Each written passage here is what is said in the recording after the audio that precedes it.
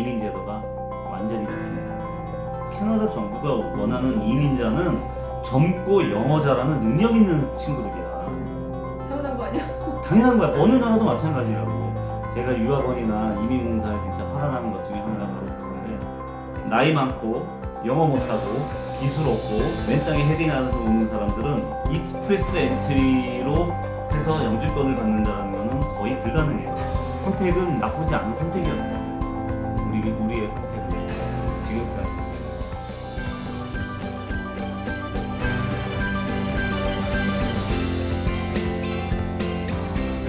지금까지 신지원 가족이 이제 캐나다를 아무 준비 없이 얼떨결에 느닷없이 오게 됐다는 얘기를 좀 모험담처럼 했는데, 사실은 인생은 어떤 가족의 생활이 완전히 바뀌는 부분은 그렇게 쉽게 결정할 수 있는 부분은 아니죠. 그래서 사실은 뭐 나름대로 고민은 했어요.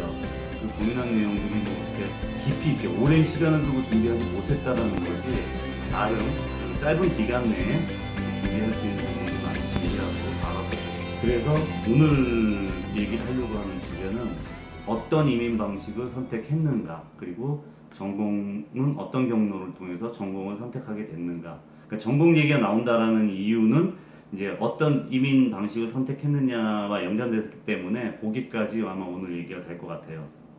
저희가 선택한 이민 방식을 얘기하면서 왜 전공에 대해서 얘기를 하냐? 그건 바로 이제 저희가 선택한 이민 방식이 CEC라는 그 제도였기 때문인데, CC가 뭔데요? 약자? CEC Canadian Experience Class라고 해서 앞에 동영상에서 설명했던 것처럼 캐나다에서 취직을 하고 1년 이상 근무를 하고 하면 무조건 그 영주권을 신청할 수 있는 자격이 부여가 되는 거였어. 신청할 수가 있었지. 그리고 이게 기준도 이렇게 어렵지 않았어. 영어에 대한 기준도 그렇게 없었고. 그런데 이 CEC라는 제도화에서는 이 직업 항목이 아주 중요했거든. 캐나다는 모든 직업을 NOC라는 그 지역군 코드를 부여를 하고 있어. 네 자리로 주어진 코드인데, 그러니까 NOC 하면은 이제 National Occupation Classifying인가? 그런 거 하여튼. 클래시피케이션. 내셔널 어커페이션 클래시피케이션, 이런, 그래서 네 자리의 숫자를 가지고 모든 직업을 분류를 해놓고 있어. 그러니까 이제 군대 갔다 온 사람들은 알겠지만 이제 이게 주특기 같은 개념인데, 그래서 0부터 9까지 그 직업에 대한 분류가 되어 있고, 뭐 매니저급, 뭐 슈퍼바이저급 이런 식으로 되어 있고, 이게 이제 그 직업군에 대한 분류 코드가 또 있어. 영직군, A직군, B직군, C직군 이런 식으로. 근데 CC 이 이민제도로 선택을 하려면 B직군 이상을 받아야 되는 거야. B직군 이상의 직업을 갖고 있어야만 신청을 할 수가 있어. 근데 B직군 이상을 신청을 하려면 그냥 막노동이나 일반 그런 그 제너럴 레이버로서는 안 돼. 어느 정도의 기술을 갖고 있는 기능적 기술 인력이어야 되는 거죠. 직군이 나눠진 게 뭐예요? 응? 직군이 나눠진 게 뭐예요? A는 뭐고 B는 뭐고 리스트가 그건 나중에 NOC 직군 따로 영주권 관련돼서 얘기할 때 그건 따로 얘기를 할게. 왜냐면 그걸 다 얘기하면 시간이 너무 오래 걸려. 근데 기본적으로 그 등급이, 그러니까 A직급일수록 그 사무직이나 매니저급이고, B직군, 그러니까 영직군이 그렇고, 참 A직군은 그 밑에서 전문적인 그 뭐 엔지니어링 같은 부분들, 그다음에 파이낸셜 전문직들이 그 안에 들어가고, B직군이 이제 테크니션 레벨이야. 그러니까 뭔가 그 기술을 갖고 있는, 기술을 습득한 기술자들이 이제 B직군 이상이 되거든. 그러다 보니까 CC를 하려면 제도는 심플하고 좋은데 기술이 있어야 된다. 기술이 있어야 되는 거야. 근데 기술이 인정을 받아야 돼. 근데 캐나다에서, 한국에서 있었던 그걸 인정을 하느냐? 안 한다고 봐야지. 그리고 기술이 있건 없건 내 아빠는 없잖아. 아빠는 없으니까 여기 와서 기술을 배워야 되는 거야. 그래서 기술을 배울 수 있는 게 무엇이 있을까 찾아본 거지. 그러다 보니까 이제 지난번 동영상에서 얘기했던 것처럼 뭐 자동차 정비, 목수, 카펜터, 뭐 용접, 전기 이런 쪽으로 이제 많이 이민을 오게 되는 거야. 우드워킹을 해가지고 그 테크니션 자격을 부여가 되면 이민을 신청할 수 있는 그런 B 직군의 영역에 들어갈 수 있기 때문에 그래서 이제 컬리지를 선택을 하게 되는 거지. 그런데 이제 컬리지를 선택하는 이유는 또 하나가 뭐였냐면은 우드워킹이 일단 취업률이 좋았어. 그 당시에 아빠가 취업률 같은 거 따져봐야 된다. 그리고 취업률이라는 게 그냥 공식적으로 발표되는 취업률은 의미 없다. 한국도 마찬가지로 뭐 그 취업률을 재는 그 기준들이 다 차이가 있기 때문에 그거 따져봐야 된다 이런 충고를 줬었거든. 확실히 와서 보니까 그렇더라고. 취업률에 예를 들어서 인터내셔널 스턴트는 빠져. 아빠 같은 사람 없다. 아빠 같은 사람 취업률이 빠지는 거야. 그리고 또 그런 우리도 마찬가지로 그 전공과 상관없이 취업하면 다 취업한 걸로 치잖아. 여기도 마찬가지야. 티머튼 가서 일해도 취업률 한 걸로 치는 거야. 어쨌거나 뭐 그건 그러한 것들을 포함해서 95% 이상이 됐었던 걸로 내가 기억을 해. 취업률이. 어쨌거나 취업한다. 근데 3년짜리 코업이라는 게 또 있는데 코업까지 얘기를 하면 하여튼 코업이라는 게 있어요. 학교 생활을 하면서 실제 회사나 기업에 나가서 그 실습을 하고 그러니까 똑같이 회사 생활을 하고 학점을 받고 뭐 나중에 돈도 벌고 나중에 졸업하면은 뭐 다시 그 회사로도 갈 수 있고 뭐 이런 워털루 대학에서 처음으로 실시한 그런 제도인데 근데 코업을 하거나 이러면 95% 이상이었고 코업을 안 한 아빠같이 그냥 2년짜리 그 테크니션 과정을 한 경우는 한 90% 정도 때가 됐었는데 실제로 취업은 다 또 됐어. 또 한국 사람들도 또 다 됐고 그래서 취업에 문제가 없는 전공이었다라는 것도 장점 중에 하나야. 우드워킹이 그러면 캐나다에 아무데나 가서 다 인정받고 사랑받을 수 있느냐? 비교적 그런 편이긴 하지만 우리가 살고 있는 이 토론토 이남으로 런던까지 거치는 이 온타리오 서남부 지역은 캐나다에서도 아주 특이하게 그 산업과 교육과 그다음에 서비스업이 골고루 발전된 보기 드문 그런 도시 중에 하나에 이게 와서 보니까 그래 실제로 그렇게 말을 듣고도 왔지만 실제로 학교들도 유수의 캐나다에서 못 가서 안 다닌 대학들이 있지. 대학이 두 개나 있잖아 여기는 또. 컬리지까지 하면 3개지 뭐. 응? 컬리지까지 하면 3개지 뭐. 아니 뭐 컬리지는 뭐 메이저인데 차치한다고 하더라도 캐나다에서 유일하다고 해도 상관없어. 거의 뭐 몬트리올 정도가 있으려나 뭐 그런데 빼고 나면 거의 유일하게 산업 공업이 발달한 지역이 바로 여기야. 다른데 어디가 있어? 알버타 같은 경우 산업 있지. 근데 거긴 자원 있는 산업이잖아. 할 게 아무것도 없잖아. 송유관 뚫고 기름 파내고 이런 산업이지. 실제로 우리가 지금 하는 이 우드워킹, 뭐 자동차, 매니팩처링 같은 것들은 이 지역에 다 몰려 있는 거지. 딴 데 어디가 있어? 밴쿠버가 있어? 있긴 있겠지만 없진 않겠지만 그런 산업 클러스터가 본격적으로 형성되어 있는 동네이기도 하고 뭐 교육 문제도 그렇고 뭐 주거 환경 좋고 근데 이 얘기를 왜 하냐면 그렇기 때문에 어떤 전공을 내가 우드워킹이라는 전공을 선택하고 왔을 때 취업을 할 수 있는 여지도 많다라는 거야. 아빠 블로그에서 가장 많은 질문을 했던 것 중에 하나가 뭐냐면 온타리오 지역이 인구가 많고 몰려드는 유입 인구가 많기 때문에 영주권을 받으려고 몰려드는 사람들이 많기 때문에 경쟁이 심해서 영주권을 받기가 더 어렵다는 얘기가 있는데 사실이에요. 밴쿠버나 아니면 저쪽에 아틀란틱 지역들 뭐 노바스코샤나 이런 쪽이 더 편하지 않을까요? 마니토바, 뭐 알버타 이런 쪽이 더 영주권 받기 편하지 않을까요? 이런 질문들이 제일 많았어. 근데 실제로 그런 동네들이 사실은 조금 쉬워. 뭐 BC주 빼고 퀘벡주 좀 예외로 치고 나면 아틀란틱 지역 지금 특별하게 AIPP인가 하는 그런 특별한 그 지금 파일럿 프로그램도 하고 있잖아. 그다음에 마니토와 뭐 사스카치안 이런 쪽 아무데도 없는 데서 원래 하고 있는 거고 그다음에 저 이번에 또 새로 나온 그런 것들도 있고 안 가니까. 그러니까 영주권을 받기도 쉽고 자격 조건이 좀 완화되어 있고 경쟁률도 좀 낮은 편이긴 하지만 문제는 뭐 중요한 건 뭐냐면 그만큼 할당량이 적어. 주는 사람 줄 수 있는 사람들이 많은 거예요. 할당량이 적은 거야. 온타리오 지역에 예를 들어서 그 1000명 중에 1000명을 한다라고 하면 온타리오 지역이 보통 한 40% 정도 가져가는 것 같더라고. 정확한 건 아니지만 내가 옛날에는 따져봤는데 그래서 몇십 프로 몇 프로 되는 건 따져봤는데 얼추 봤을 때 한 30-40% 내지 않나 싶어. 전체 물량을 인구도 보면. 많잖아요. 인구가 많고 그만큼 수요가 많으니까. 그러니까 내가 그때 항상 대답을 해주는 게 뭐냐면 장단점이 다 있다라는 거지. 선택은 본인이 하는 건데 수요가 많다라는 건 그만큼 공급도 많다라는 거고 그만큼 기회도 많다라는 거. 그러니까 그 기회라는 거를 챌린지로 볼 거냐 그냥 내한테 주어진 그걸 볼 거냐는 조금 그 사람마다 다 다른 것 같아. 뭐 어느 게 정답은 아니지만 우리는 아빠는 기회를 챌린지로 본 거지.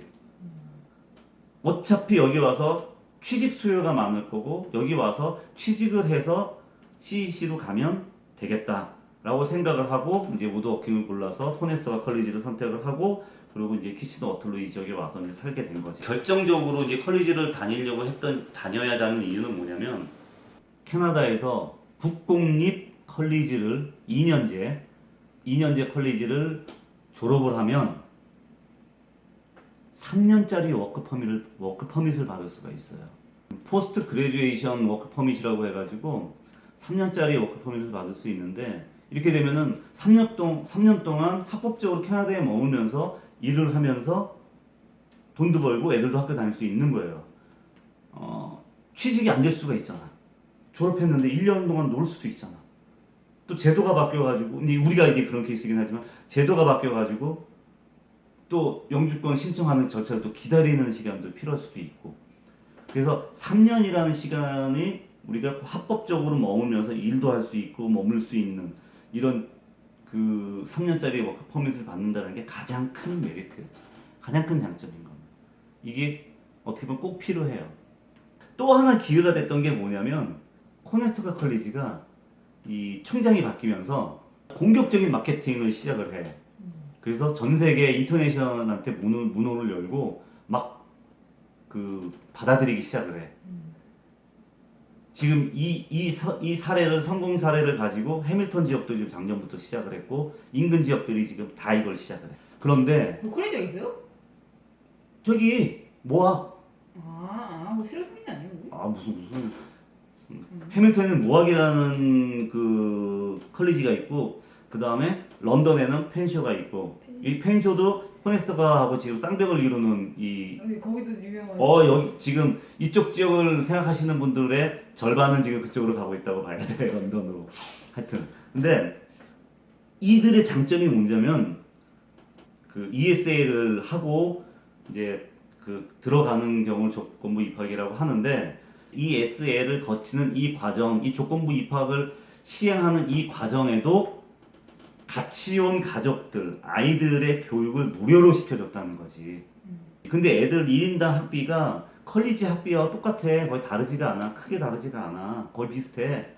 그때 13,000불 정도 했어. 애들 한 명이? 돈을 13,000불씩이나 내면서 애들을 다녀야 되는데 2명 다니면 얼마야? 26,000불. 물론 또 여기에 이제 또 사립학교들 뭐 카톨릭이나 뭐 이런 사립학교들이 또 이렇게 마케팅을 또 했어요. 또 1+1, 뭐 2+ 무료 뭐 이런 마케팅도 하긴 했지만 어찌 됐건 간에 그러한 제도를 만든 거야. 그래서 부모가 컬리지를 다니는 동안 자녀들은 합법적으로 머물면서 무상 교육을 받을 수가 있었어. 이게 엄청난 메리트였지. 캐나다 어디에도 하지 않았던 어느 주도 하지 않았던 했었는데 이제 폐지가 됐었어. 그게 그것만 이용해 먹고 빠져나간 사람이 너무 많다 그래가지고 그게 이제 없어졌는데 이 지역은 그걸 계속 유지를 하고 있었어. 우리가 왔을 때 그걸 폐지하겠다라고 한 얘기가 있었어. 먹튀하는 부분들이 몇 명 있어가지고 근데 결국은 이 커넥스터가 하고 뭐 이렇게 협의해가지고 유지하는 걸로 그렇게 결론이 났었지. 그래서 일단 이러한 장점들이 있었기 때문에 아빠가 이 지역과 이 커넥스터가 컬리지와 이 우드워킹과 CEC 이걸 통해서 이제 CEC를 가기 위해서 그 선택을 한 거야. 나쁘지는 않은 선택이었다고 생각을 해. 그리고 이렇게 볼 수 있었던 부분인데 이런 부분들이 이제 다 모아지면 결국은 흔히 말하는 유학 후 이민이라는 게 되는 겁니다. 그러니까 이민공사에서는 CEC라고 얘기를 하고 유학원에서는 유학 후 이민이라고 얘기를 했었죠. 여기서 중요한 건 뭐냐면 정말 중요합니다, 여러분. 그렇게 마음을 먹고 CEC로 해가지고 왔어요. 2014년 2월 20일 날 저희가 피어슨 공항에 도착을 했는데 그래가지고 9월 학기에 제가 맞춰서 입학을 했습니다. 코넨스커 컬리지 본과에. 그런데 1월 1일부로 캐나다 이민 제도가 완전히 바뀝니다. 그 전에 있었던 이민 제도가 완전히 바뀌어서 익스프레스 엔트리라는 제도가 새로 생겨요.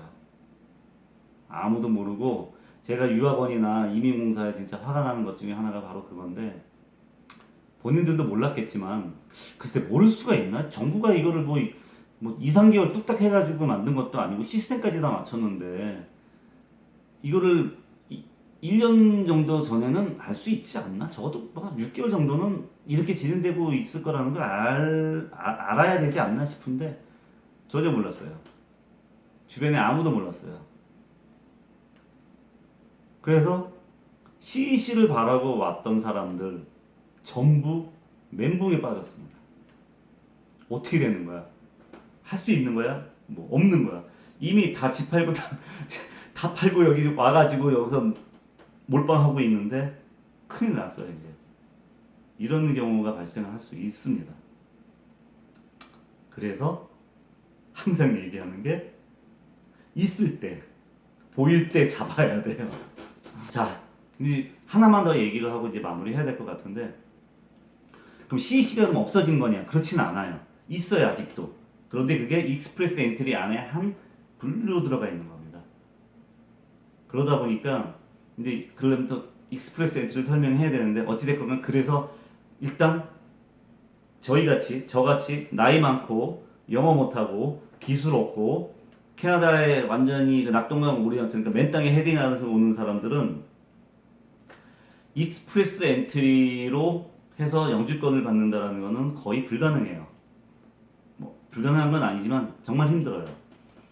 나이 결정적인 나이인 거죠. 나이가 빵점이니까 100점 만점에. 그래서 이런 분들은 선택지가 많지 않아요. 하여튼 지금까지 얘기한 이러한 장점 때문에 캐나다에서 컬리지를 다니게 된 거고 그래서 전공을 선택해서 컬리지를 다니게 된 거고 이 전공으로 발판으로 해서 취직을 하게 된 거고 그런 사이에 이제 영주권 제도가 바뀌었기 때문에 거기에 맞춰서 준비를 해서 영주권을 받게 됐죠. 결론적으로 말씀드리면은 저희가 영주권을 받는데 걸린 기간은 5년이에요. 2014년 2월에 와서 2018년 11월에 영주권을 받았어요. 반면에 좋은 것만 있냐 그런 것도 아니라는 거죠. 일단 2년이라는 시간이 결코 짧지가 않아요. 이 2년 시간 동안 온 가족이 수입 없이 지출만 해야 돼. 그리고 뭐 수입이 생길 수는 있어요. 학생도 주당 20시간 내 일을 할 수 있고 또 부부가 가족이 같이 왔다면은 또 뭐 남편이 학교를 다니면 부인이 일을 하거나 하면서 뭐 수입을 만들 수는 있어요. 또 워크퍼밋을 이제 취득할 수 있으니까 동반자가. 근데 어찌 됐건 간에 그냥 정상적인 일반적인 상황으로 놓고 봤을 때 그렇다고 하더라도 생활비나 이런 학비, 생활비 이런 거를 충분히 충당할 수가 없기 때문에 일단 그러한 비용이 꽤 발생한다. 학비만 해도 벌써 뭐 1,000만 원대 넘어가고 그 다음에 또 하나의 단점이 있지. 결정적인 단점이 있지. 나이를 먹고 왔기 때문에 이 방법을 선택하는데 2살이라는 나이를 더 먹게 되는 거지. 그래서 아빠가 거의 50대 주니어 취직을 하게 되는 이런 케이스가 되는 건데 이게 나이가 이 익스프레스 엔트리 제도에서 아주 결정적인 그 감점 대상이 되긴 하지만 이게 아니, 하지만이 아니라 이게 결정적인 거거든. 익스프레스 엔트리를 노려볼 수 없는 결정적인 이유가 나이가 빵점이 나오기 때문에. 원래 45세 몇 점 만점이에요? 나이가 몇 100점 만점이고 나이가 100점인데 결혼을 했으면 100점 만점이고 결혼 안 했으면 110점을 받아. 결혼 안 하면 왜? 젊고 그 여기서 기회를 더 결혼할 주는 거니까. 거야. 어. 여기서 그래서 결혼할 수 있으니까. 캐나다 정부가 원하는 거는 솔직히 까놓고 얘기하면 캐나다 정부가 원하는 이민자는 젊고 영어 잘하는 능력 있는 친구들이야. 당연한 거 아니야? 당연한 거야. 어느 나라도 마찬가지라고. 그런데 그렇게만 할 수 있느냐는 거지. 지금 트루도 정부가 지금 연간 3년 동안 뭐 100만 명으로 뭐 이민자 받겠다 이렇게 얘기를 하는데 전 세계 젊은이 다 끌어와야 돼 그러면. 그럴 수 없다는 거지. 그래서 나이 먹은 사람도 기회는 열리게 하는 건데 익스프레스 엔트리로는 안 된다는 거지. 이게 600 총점 600점 만점에 나이가 100점이야. 근데 그게 빵점이야. 그럼 500점 만점으로 시작을 하는 거야. 500점은 영어 점수 있어야지. 그 이제 영어 점수가 있어. 영어 점수 100점 만점이라고 쳐. 영어 반타작이라고 쳐. 뭐 노멀한 기준으로 평균적으로 반타작한다고 쳐. 그럼 150점을 까고 들어가는 450점이 아빠가 받을 수 있는 최대 점수야. 근데 익스프레스 엔트리 해가지고 들어가는 점수가 보통 요즘 좀 올라갔다 내려갔다 하는데 처음에는 막 480점, 490점 그랬어. 근데 지금은 한 430점, 440점, 뭐 410점대도 한 떨어진 적도 있었어. 근데 보통 430, 40점 이상, 50점 되거든? 그럼 무슨 얘기냐면 정상적인 수준으로 턱걸이라는 얘기야. 근데 아무리 계산해도 아빠가 440점이 안 나와. 아빠만이 아니라 많은 사람들이 안 나와. 그래서 다 이 PMP를 선택을 하는 거야. 컬리지 졸업한다고 해서 전부 취업이 되는 건 아니지만 비교적 취업 못해서 한국 돌아가야 되겠어요 하는 분들은 못 봤어. 우리가 있는 동안 다 취업했고 대부분 거의 다 영주권 받았어. 나이가 많건 나이가 젊건 어찌 됐건 간에 다 받았고 그리고 다 열심히 지금 일들을 하고 있고 백수이는 사람 아무도 없으니까 선택은 나쁘지 않은 선택이었어. 우리의 선택은 지금까지 우리가 이렇게 있을 수 있었던 그런 선택으로서는 나쁘지 않았지. 다만 아빠 예상과 계획대로 안 된 건 딱 하나야. 뭐 여러 가지가 차질이 있긴 했지만 그래도 궁극적으로 결정적으로 안 된 건 딱 하나라고 얘기할 수 있지. 영어.